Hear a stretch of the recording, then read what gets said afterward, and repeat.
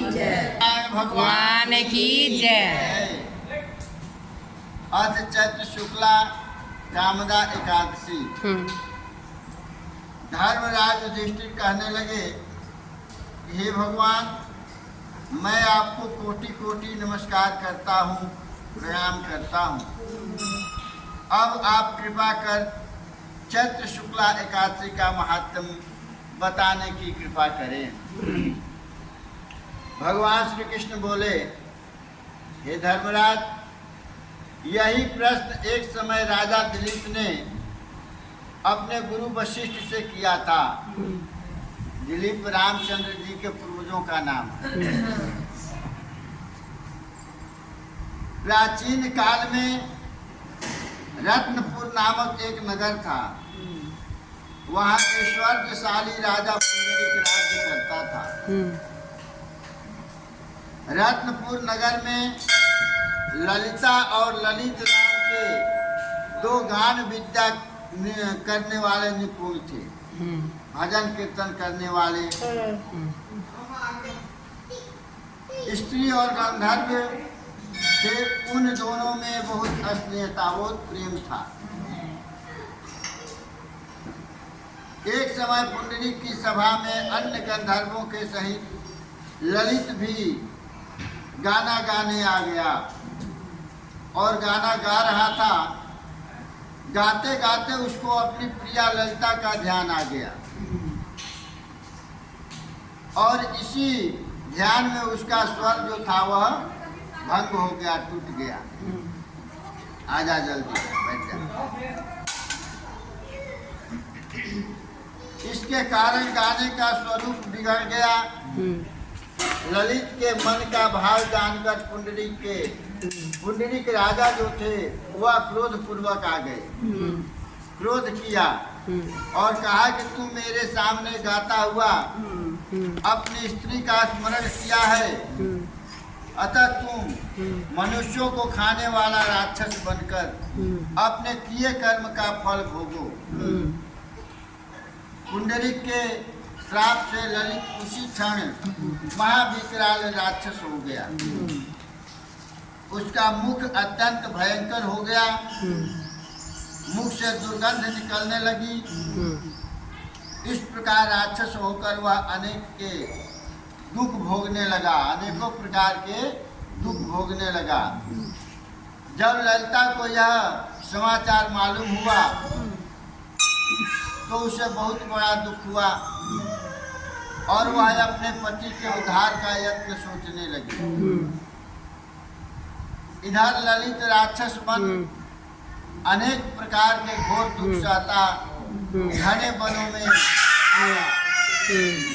स्त्री भी उसके पीछे पीछे आई। वह अनेक प्रकार से विलाप करती। एक बार ललिता अपने पति के पीछे घूमती घूमती विंध्याचल पर्वत पर चली गई। वहाँ पर श्रृंगी ऋषि का आश्रम था। ललिता श्रृंगी ऋषि के आश्रम में गई।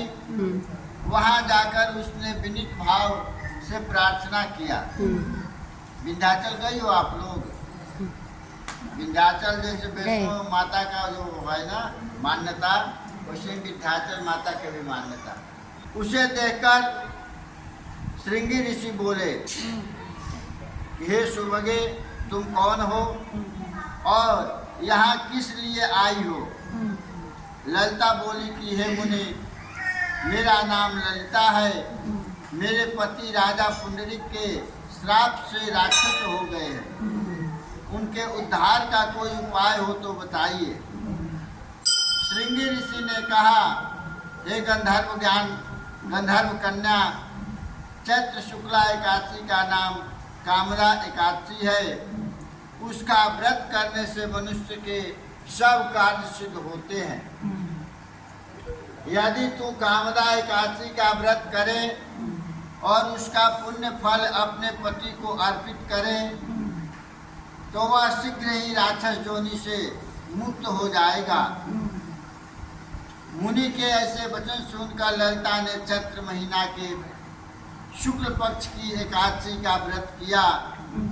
द्वादशी को ब्राह्मणों के सामने अपने व्रत का फल अपने पति को देने हेतु संकल्प किया, प्रार्थना किया। उसने कहा, हे प्रभु, मैंने जो यह व्रत किया है इसका फल मेरे पति देव को प्राप्त हो, वह राक्षस योनि से मुक्त हो जाए। एकादशी का फल देते ही उसका पति राक्षस योनि से मुक्त होकर अपने पुराने स्वरूप को प्राप्त हुआ। फिर वे दोनों अनेक सुंदर वस्त्रभूषण पहन करके अपने लोक को चले गए। वशिष्ठ मुनि बोले, हे राजन, इस व्रत को विधि पूर्वक करने से समस्त पाप नष्ट हो जाते हैं, राक्षस जैसी जोनी भी छूट जाती है। परोपकारी विष्णु भक्त न केवल अपना जीवन सुधारता है, अपितु भगवान विष्णु की कृपा से अन्य व्यक्तियों का भी कष्ट दूर करता है। हे राजन, कामदा एकादशी को व्रत करने वाला परोपकारी विष्णु भक्त हो जाता है। इसकी कथा पढ़ने या सुनने से अनंत फल प्राप्त होता है। भगवान विष्णु की कृपा का कोई अंत नहीं है, कितना मिलता है। जब व्यक्ति अपने लिए मांगता है तब उसे उसकी नियति और श्रद्धा के अनुसार अवश्य मिलता है।